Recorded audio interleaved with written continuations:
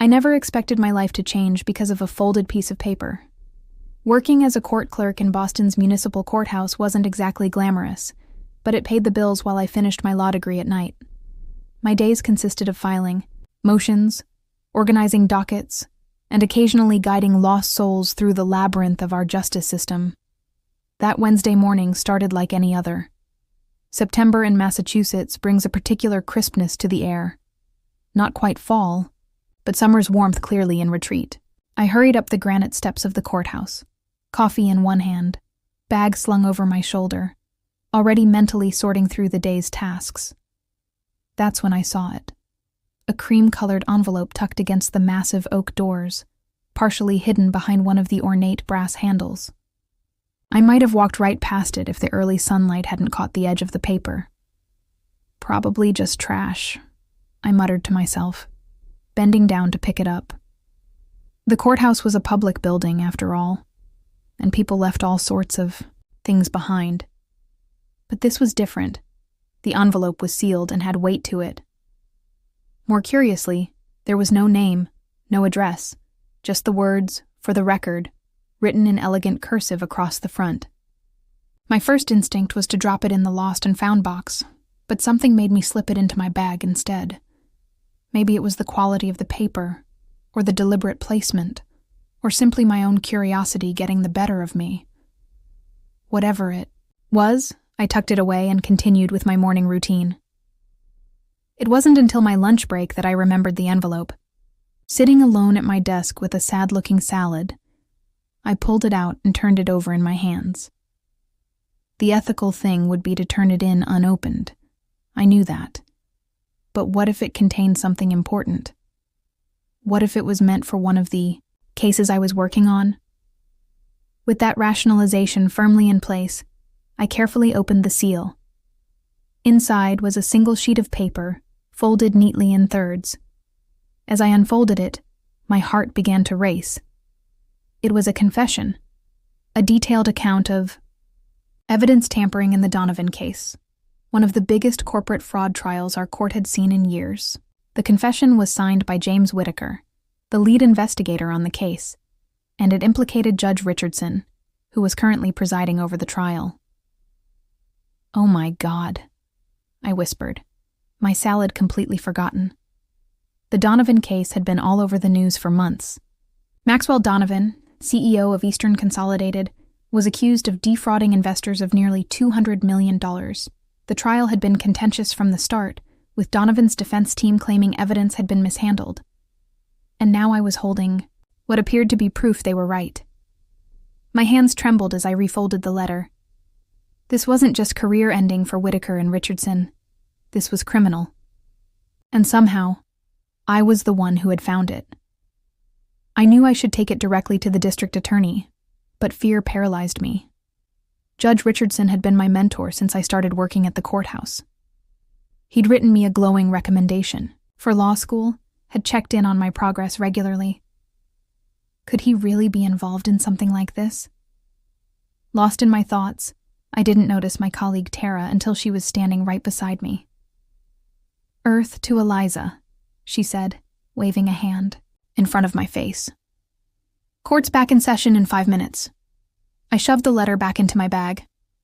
"Right, thanks, I'm coming." For the rest of the day, I went through the motions, my mind constantly returning to the letter burning a hole in my bag. By the time I left work, I'd made up my mind. I needed to verify the letter's authenticity before taking any action. If it was genuine, I'd take it to the DA first thing in the morning. That night, I researched everything I could find on the Donovan case. Articles, court transcripts, public records, anything that might corroborate or contradict what was in the letter. Around midnight, I found something. A small inconsistency in the evidence log that matched exactly what the letter described.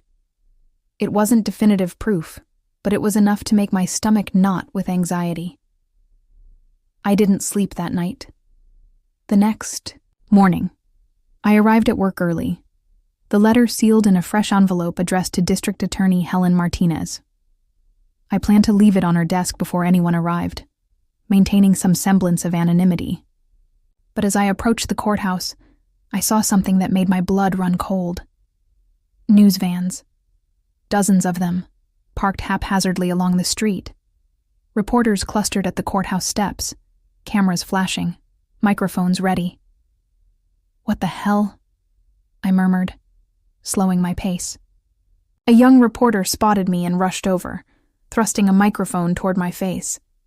"Excuse me, do you work at the courthouse? Do you have any comment on the Whitaker confession?" My heart plummeted. "The what?" "The confession letter from investigator Whitaker about evidence tampering in the Donovan case.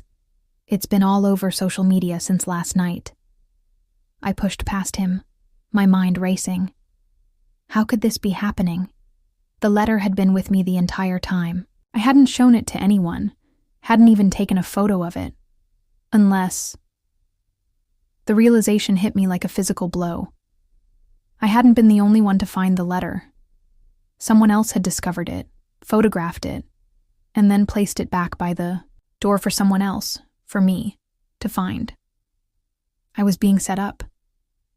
By the time I reached my desk, the courthouse was in chaos. Phones rang incessantly, reporters attempted to push past security, and courthouse staff huddled in corners, whispering urgently. Judge Richardson's clerk, Marco, looked pale and shaken as he hurried past me without his usual greeting. I sank into my chair, the envelope still clutched in my hand. My phone buzzed with a text from my mother. "Are you okay? Seeing the news about your courthouse?" The news. Of course it would be everywhere by now. I opened my browser and typed "Whitaker confession letter" into the search bar. The results made my stomach lurch. The top hit was a tweet from an anonymous account, posted at 11:42 p.m. the previous night. It contained 4 high-resolution images of the letter I'd found, along with the caption, "Breaking. Whistleblower exposes corruption in Donovan trial. Judge Richardson implicated in evidence tampering scheme." The post had been retweeted over 50,000 times. I scrolled through the comments, my breathing becoming shallow. Some praised the anonymous whistleblower as a hero. Others claimed it was a fabricated smear campaign against an honest judge. Legal experts weighed in, analyzing every word of the confession. Conspiracy theories bloomed like toxic flowers. And somewhere in the midst of it all was me, the unwitting pawn in someone else's game. My desk phone rang, startling me out of my spiral. It was Helen Martinez's assistant, informing me that the DA wanted to see me immediately. The walk to her office felt like the longest journey of my life. District Attorney Martinez was a formidable woman, known for her uncompromising integrity and razor-sharp mind. Today, she looked exhausted, dark circles under her eyes suggesting she'd had as little sleep as I had. "Eliza," she said, gesturing to the chair across from her desk.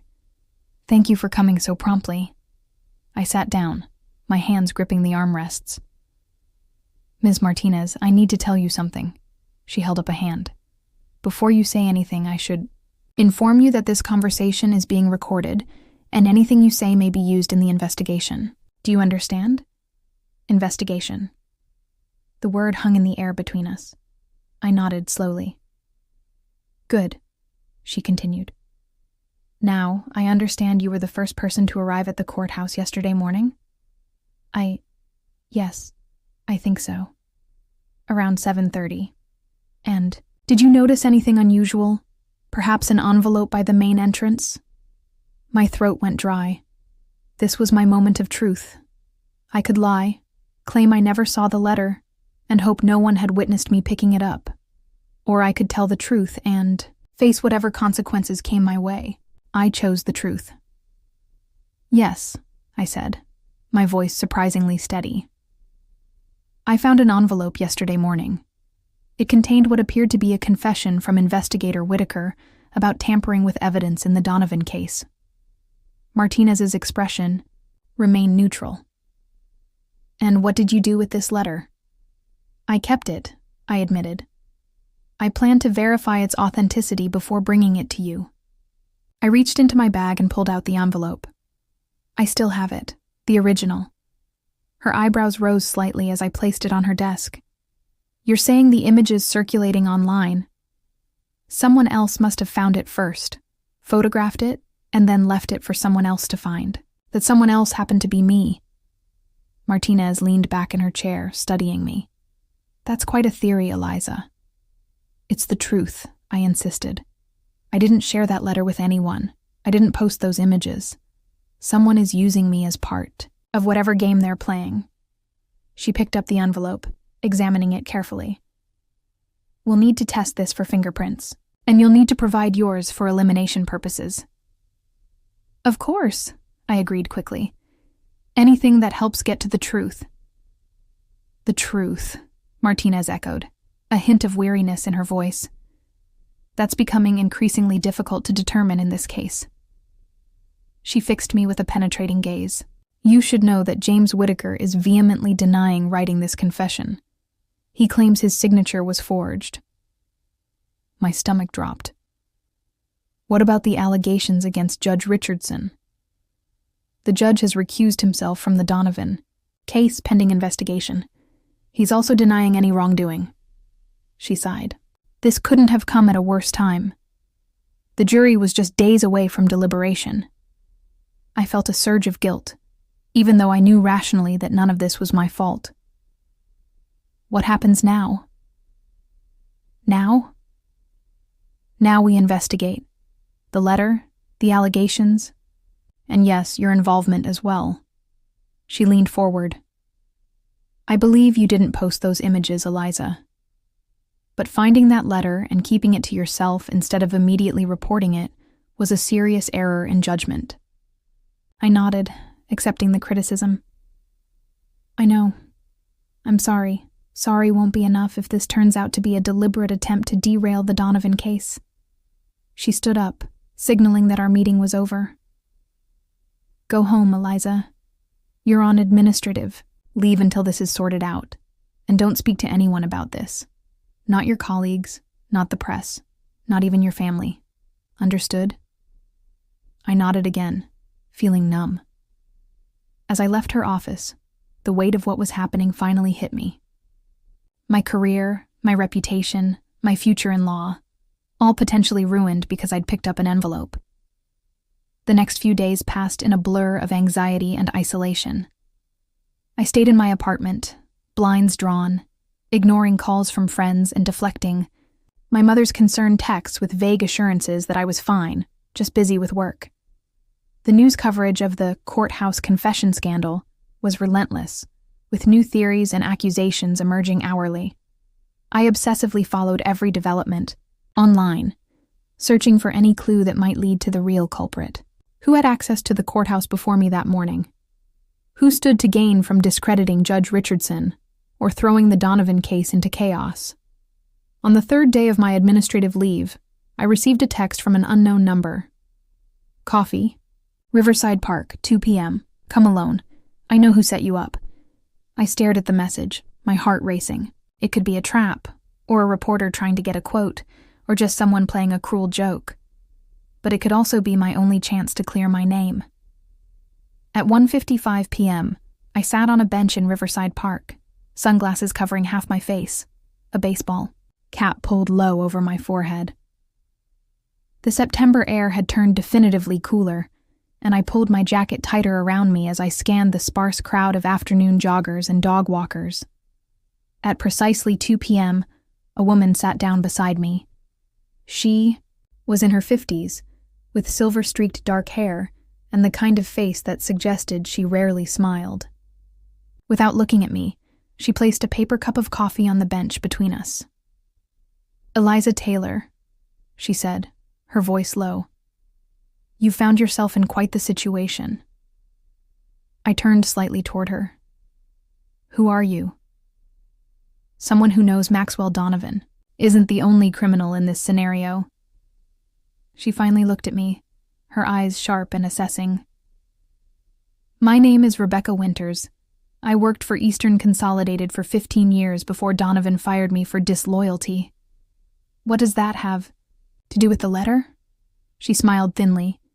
Everything. That letter was genuine, regardless of what Whittaker claims. But it wasn't meant for public consumption. Not yet, anyway. You know who wrote it? I know who orchestrated this entire situation. She took a sip of her coffee. Maxwell Donovan has been buying people off for decades. Regulators, competitors, even judges. Richardson was just his latest acquisition. I shook my head. If you have evidence of that, why not take it to the authorities?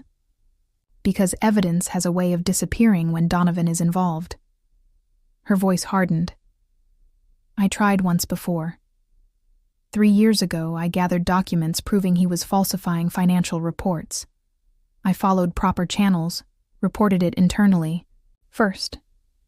2 days later, my house was broken into, my computer stolen, and the physical documents were gone from my safe. And you think the same person who stole your evidence planted that letter for me to find? Rebecca laughed bitterly. No. Eliza, I think Donovan wanted that letter found, just not quite so publicly. The plan was for someone like you, young, idealistic, with access to the right people, to discover it and quietly bring it to the DA. That would force a mistrial without the publicity circus that's happening now. But why would Donovan want a mistrial? Wouldn't that just delay the inevitable?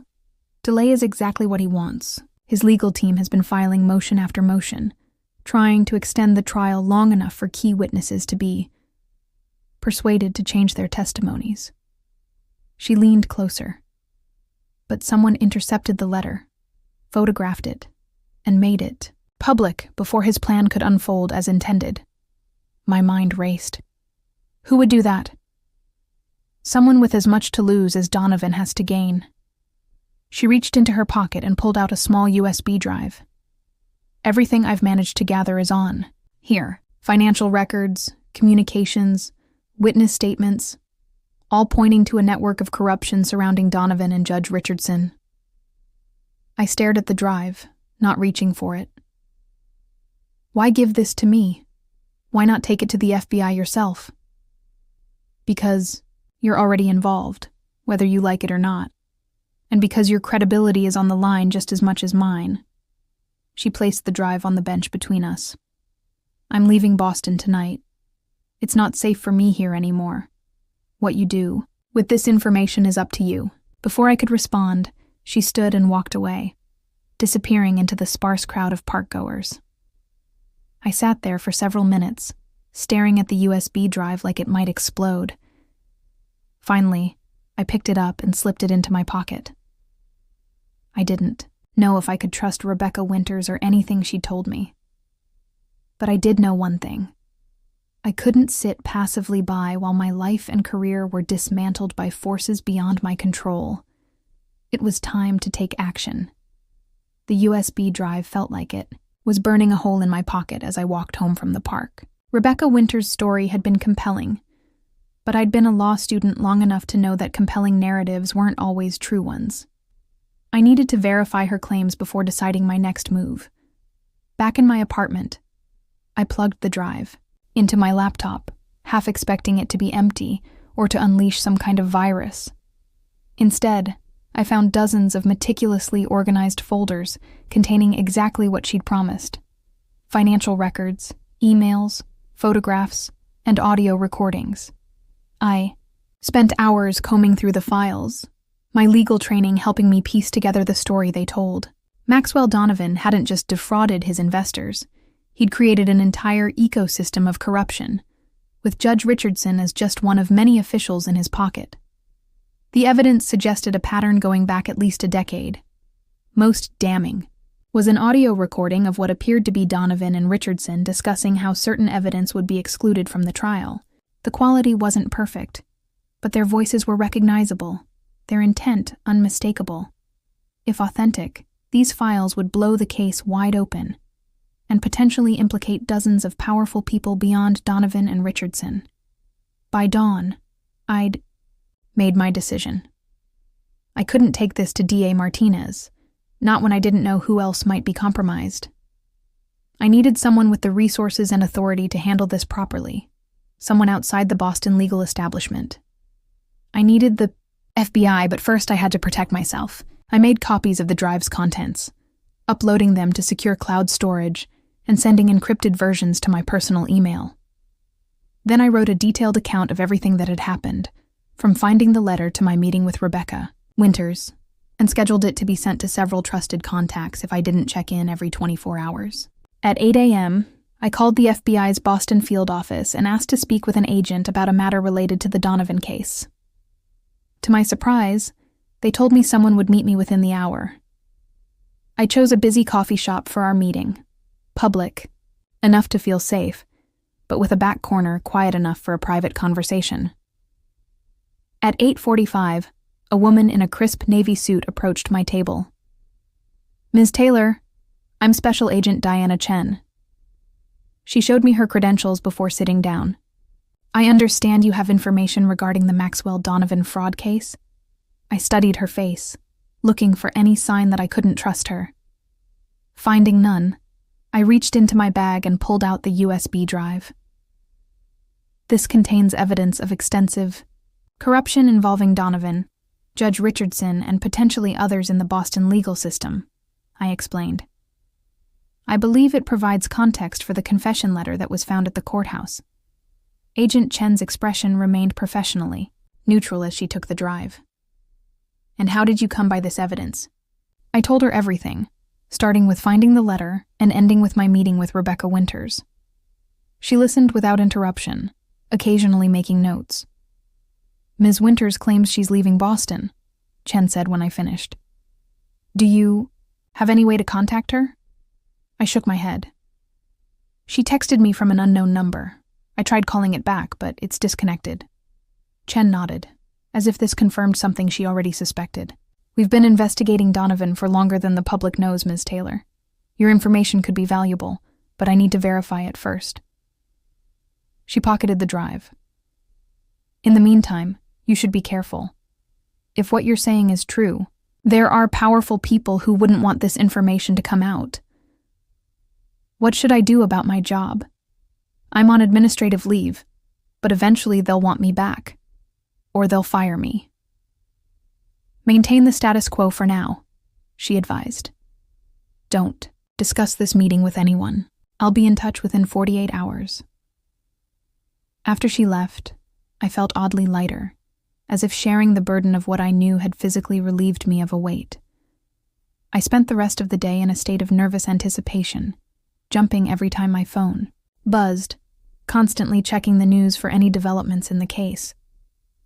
True to her word, Agent Chen called me exactly 48 hours later. "We've verified much of the information you provided," she said without preamble. "We're moving forward with a broader investigation. I need you to come in and make a formal statement." The next few weeks were a blur of depositions, interviews, and anxiety. I was questioned by FBI agents, prosecutors from the Department of Justice, and internal investigators from the Massachusetts Bar Association. I told my story so many times I could recite it in my sleep. The investigation expanded rapidly. Judge Richardson was suspended pending further inquiry. James Whitaker was placed on administrative leave.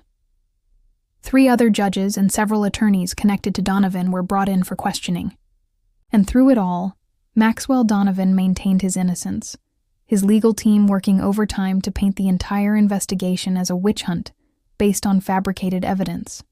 Then, 6 weeks after I'd found the letter, everything changed again. I was sitting in my apartment, watching yet another news report about the courthouse corruption scandal, when my phone rang.